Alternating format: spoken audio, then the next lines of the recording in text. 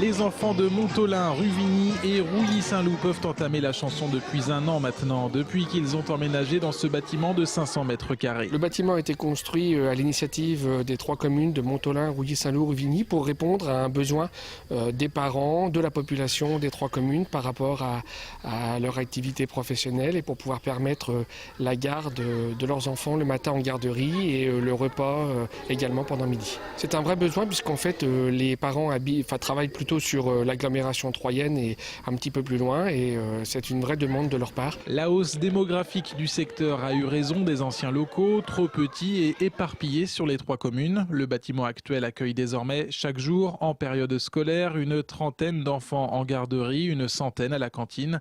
À cela s'ajoute le centre de loisirs, le tout encadré par 15 salariés, du personnel administratif aux cantinières en passant par les animateurs. On propose beaucoup plus d'activités, on a beaucoup plus de moyens pédagogiques, beaucoup plus de matériel.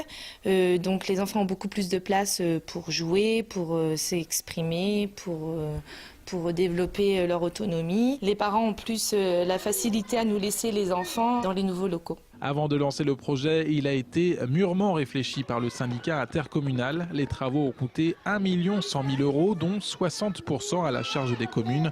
Ce bâtiment, c'est un investissement pour dynamiser le secteur. Plus qu'un symbole, le syndicat intercommunal s'est aussi tourné vers l'avenir en construisant un bâtiment aux normes BBC, comme basse consommation d'énergie. La géothermie parce que c'est un moyen naturel, écologique de pouvoir chauffer le bâtiment, aussi un moyen plutôt économique.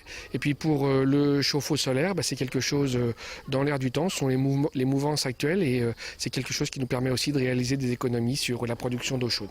Des économies qui permettent à la structure de tourner à plein régime depuis un an, même pendant les vacances scolaires. De 60 à 70 enfants du secteur seront accueillis dans ce centre de loisirs pendant les 2 mois d'été.